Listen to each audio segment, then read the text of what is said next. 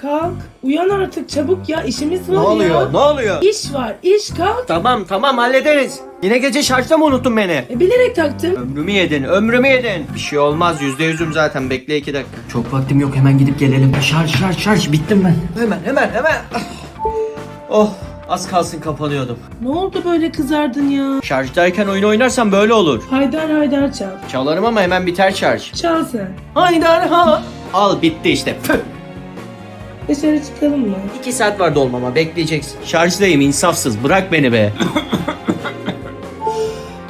Oynamasana oğlum şunla, şarjım az. Şarjdayken hayatımda oynama benim ya. Patlatacaksan patlat şu şekeri, şarjım bitiyor. Böyle bitirdin beni ya. Oo, at arkaya.